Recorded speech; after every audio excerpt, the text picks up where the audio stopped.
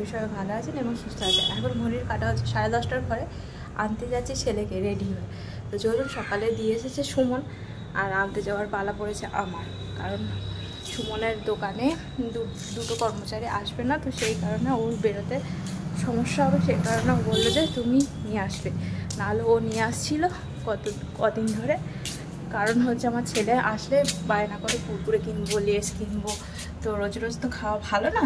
আমি গেলে বায়না করে, বাবা গেলে বায়না করে না, তো সেই কারণে এই ডিসিশান নেওয়া হয়েছিল। তো চলুন, আজকে বায়না করে দেখবেন কুরকুরে নিয়ে আসতেছে, ভুলে যাচ্ছে।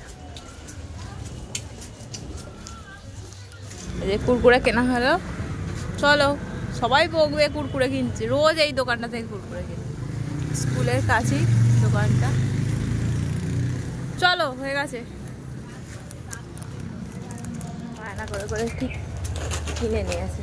আর স্কুল খুলে গেছে তো, যে বয়েজ স্কুলে একদম হই হই হই হচ্ছে, আওয়াজ আসছে রাস্তা পর্যন্ত, কত দূর পর্যন্ত। এটা হচ্ছে আমাদের বাড়ি, এটা হচ্ছে আমাদের পুকুর, ওই দিকটা ওরে হচ্ছে আমাদের বাগান, আর এটা হচ্ছে হেলথ সেন্টার, আমাদের বাড়ির পাশেই হেলথ সেন্টার। কে রে? এটা আমাদের পোষা কুকুর ছাড়া থাকে। চলুন, আমাদের বাড়ির পাশেই হচ্ছে হেলথ সেন্টার, সব কাছাকাছি। একটুখানি গিয়েই হচ্ছে আপনার পঞ্চায়েত, এদিকে হচ্ছে গার্লস স্কুল, পিছন দিকে বয়েজ স্কুল। এদিকে ওদিকে কে খুলবে?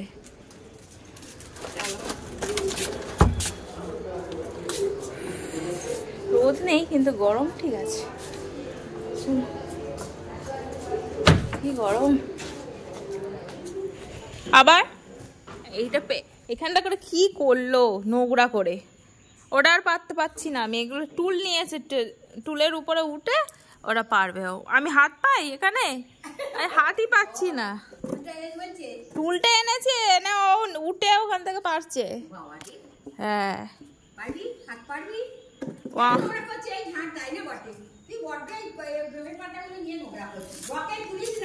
দাদু শখের পেঁপে গাছ ভেঙে গেলে দেবে এসে।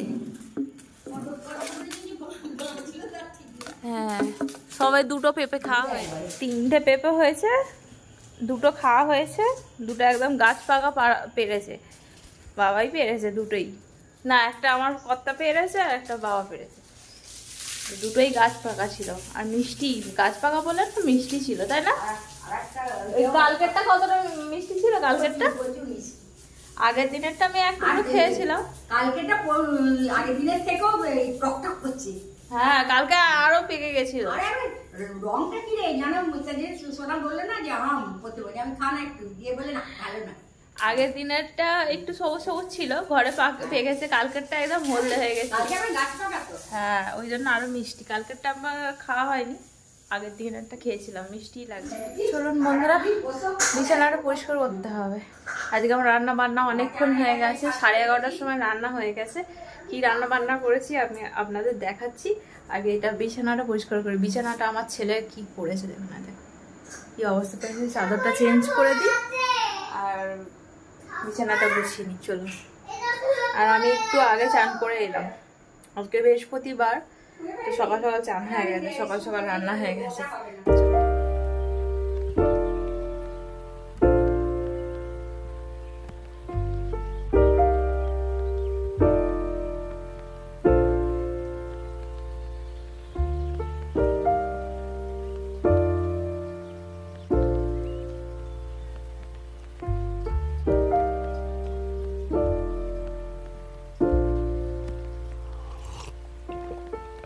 Found the one, you should never give her up.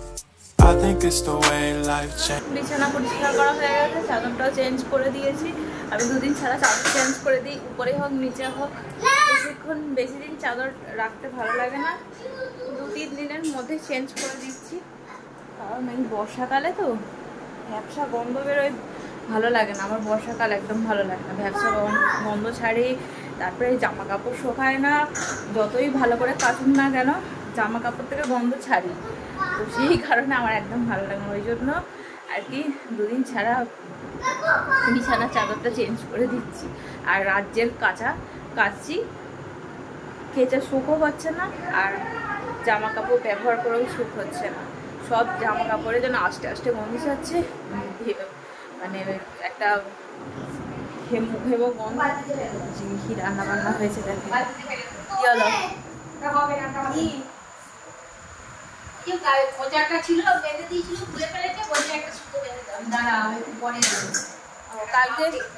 কালকে সাইকেলে মুখটা ঢুকে আর 2টো ঠোঁটই কেটেছে, উপরের নিচে 2টো ঠোঁটই কেটেছে, ফাটিয়ে ফেলেছে।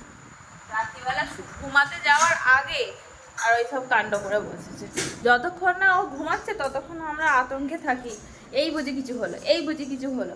আর কালকে ওই করেছে, ও নিজে হাসছে আর ওর বাবা মানে কি করবে না করবে ভেবে পাচ্ছে না। যার লেগেছে তার কষ্ট হচ্ছে না, ওর বাবার কষ্ট। 2টো ঠোঁট মানে হাঁ করে ফেলেছে একদম, এইখানটা পুরো এতটাই কেটে গেছে। আবার চিনি দিলাম, চিনি দিয়ে একটু 2বার চিনি দিয়েছি, ওর বাবার মন পোষায় না, আবার চিনি দাও করে আবার চিনি দিলাম। এই উপরের ঠোঁটটাও কেটেছে, নিচের ঠোঁটটাও কেটেছে। কেটে আবার আয়নাতে গিয়ে বারবার দেখছে উল্টে উল্টে কতটা কেটেছে। এই যে দেখি ঠোঁটটা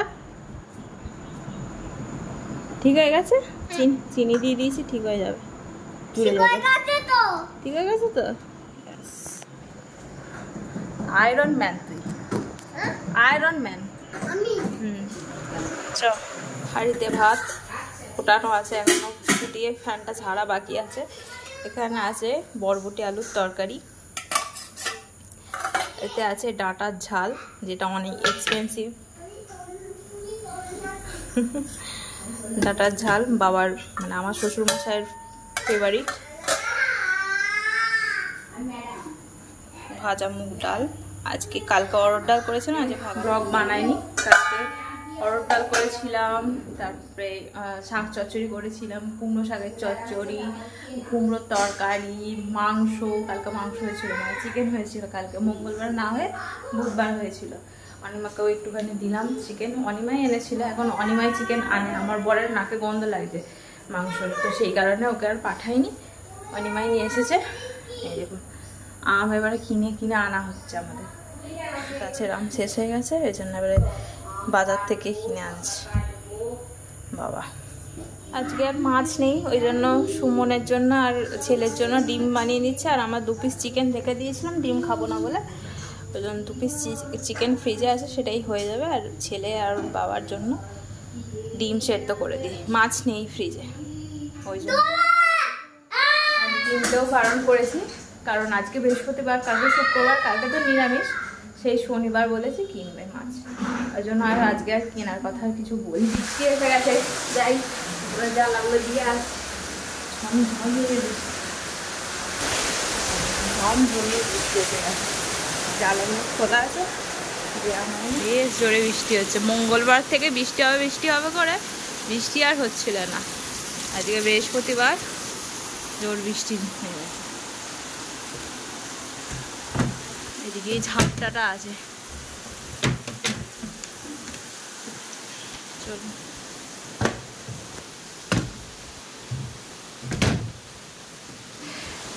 না দিলে পুরো আমার হাতটা যাবে ভিজে।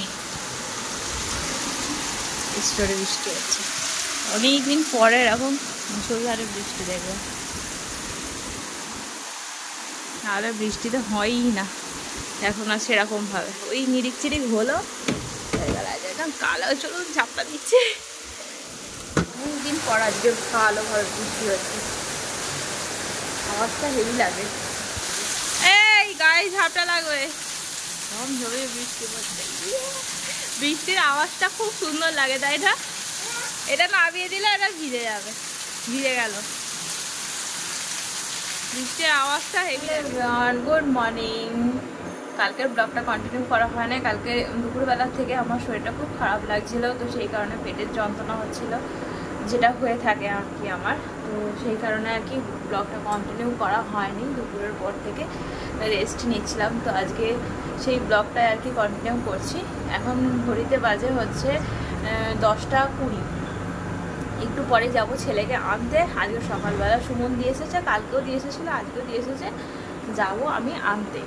তো সুমন বলছে যে যেতে হবে না, কিন্তু আজকে যেহেতু শুক্রবার আজকে একটুখানি যাই, দোকানের দিকে যাই না, ভালো লাগবে ওই জন্য। তো দেখি ফোন করে আরেকবার জিজ্ঞাসা করবো, তারপরেই বেরোবো। শরীর এখন ঠিক আছে, সেই যতক্ষণ হয় ততক্ষণ। ওষুধ খাওয়ার পর ঠিক হয়ে গেছে, কিন্তু এই ওষুধের রিয়াকশানে শরীরটা প্রচুর দুর্বল করে দেয় আর ঘুম পায়। তো সেই কারণে ওইটুকুই সমস্যা হচ্ছিলো, আর কিছু সমস্যার কারণ নেই। তো ডাক্তার দেখাতেও যাব কালকে, অনেক দিন হয়নি চেক আপ করানো হয়নি, তো সেই কারণে আর কি ওষুধ যদি চেঞ্জ করে দেয়, গ্যাসের ওষুধ আর আমি থাইরয়েডের ওষুধ খাই, আর কোনো সেরকম ওষুধ খাই না, এই দুটোই ওষুধ খেয়ে থাকি।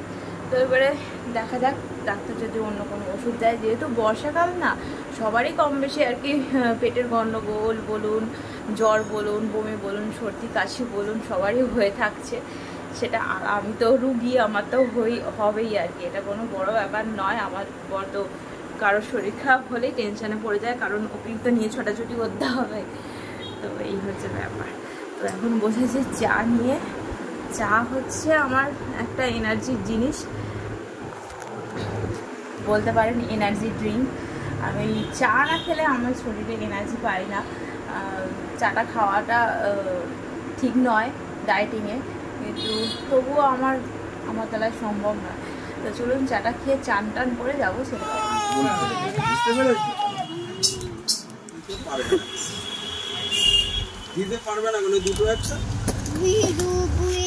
হাত দেবে না, কালী ঠাকুর এসেছে, কালী ঠাকুর।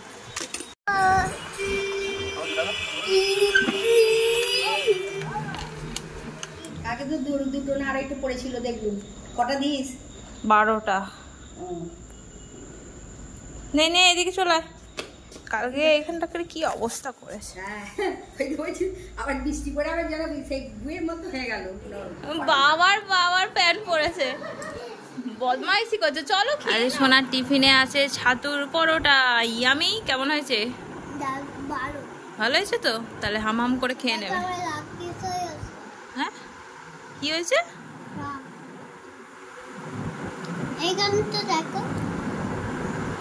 দাগ হয়ে গেছে। খেয়ে নাও, হাম করে খেয়ে নাও, তারপরে দেবদূত দাদা আসবে খেলতে। তবে হ্যাঁ, ওর মা ওকে খাইয়ে দিচ্ছে, তারপরে আসবে। ওর মা করেছে আলু সেদ্ধ, মুড়ি। আর তোমার কি খাচ্ছ তুমি? ইয়ে খাও আমার সোনা। সব প্যানগুলো বার করেছে কেন? ওই ইয়েকে বলছি, ভাইকে। লাও, কাদা ঘাঁটছিস দুজনে।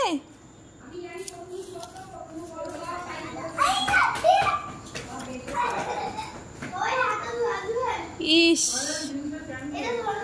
না না, আর হাত ধুতে যেতে হবে না, ওই হাতেই খেল। কোত্থেকে তুলেছিস কাদা? 12টা 12:30 সময় একটা আপেল খাচ্ছি, মানে যে কোনো ফল 12টা 12:30টার মধ্যে খাই। দেবদূত এসেছে, আমার ছেলে খুব খুশি। চান হয়ে গেছে আমার। আর কি রান্না বান্না করছে আজকে দেখাবো। আজকে একটু অন্যরকম সব রান্না, পুরানো দিনের রান্না। শুয়ে পড়েছিলাম আজকে, সকালে ঘুমটা হয়নি। আজকে সেই 7টার সময় উঠেছি। আজকে আমি আর কিছু রেডি করাইনি, ছেলের সব সুমনই রেডি করে নিয়ে গেছে। পেন্সিল বক্সটা দিতে আজকে ছেলের ব্যাগে ভুলে গেছে। আজকে সুমনই টিফিন দিয়েছে, জল দিয়েছে, ব্যাগ গুছিয়েছে। শুধু আমাকে বললো বইগুলো একবার দেখে নাও। আমি রুটিনটা দেখে নিলাম, কিন্তু আমি যে পেন্সিল বক্সটা দেয়নি সেটা আর খেয়াল করিনি। তো চলুন আজকে কি রান্না বান্না হয়েছে একসাথে। আজকে বেশিরভাগই হচ্ছে পুরানো দিনের একটু রান্না আছে।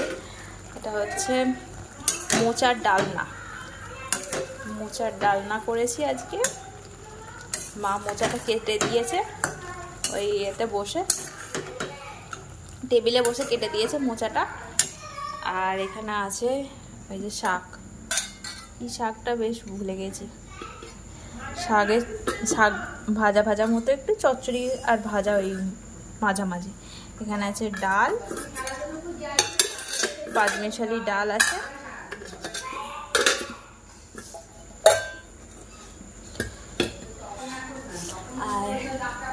এই যে এখানে হচ্ছে রাইস পাপড় ভেজে রেখে দিয়েছি, দেখতে রাইসের মতো, ওই জন্য বললাম রাইস পাপড়। দোকানে গেছিলাম না, দোকান থেকে নিয়ে এসেছি ওটা। ওর বাবা বললো নিয়ে যাও, নতুন এসেছে, দাও তবে।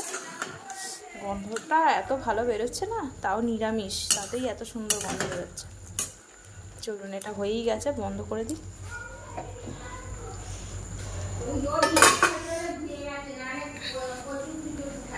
আর এখানে আছে এই যে আরেকটা পুরানো দিনেরই রান্না বলতে গেলে, আমাদের মাঠে হয়েছে কুমড়ো ফুল, কুমড়ো ফুলের বড়া হবে আর কি, সেটা মা করবে। ধুয়ে কেটে বেছে রেখে দিয়েছে। আমাদের গাছের লেবুগুলো দেখুন কত বড় বড় এইগুলো হয়েছে, পেকে গেছে একদম। এবারে আমাদের আর লেবু কিনতে হয়নি, সব গাছের জিনিস। এইসব জিনিসগুলো সচরাচর দেখা যায় না, যেমন মোচা, কুমড়ো ফুলের বড়া, এগুলো সব পুরোনো দিনের রান্না, তাই না? তো এখন আর খুব একটা পাওয়াও যায় না বাজারে, আর পাওয়া গেলে নিমেষের মধ্যে উবে যায়, এই হচ্ছে ব্যাপার। আর আমাদের যেহেতু গাছ আছে, তো আমাদের খাওয়া হয়ে থাকে। কুমড়ো ফুলের বড়াটা অনেক দিন খাইনি, এবছরে গাছটা খুব ভালো হয়েছে বলে কুমড়ো ফুলের ফুলগুলো হয়েছে, বড়াটা খেতে পারবো। আর মোচাটা তো খাওয়া না। আজকের ব্লগটা এখানে শেষ করে দিচ্ছি। যদি কিছু ভালো লেগে থাকে চ্যানেলটা অবশ্যই সাবস্ক্রাইব করবেন, লাইক করবেন এবং কমেন্টে জানাবেন যে আমার ব্লগ কেমন হচ্ছে। আবার একটা অন্য ব্লগে আপনাদের সাথে দেখা হবে। ভালো থাকবেন, সুস্থ থাকবেন, সাবধানে থাকবেন।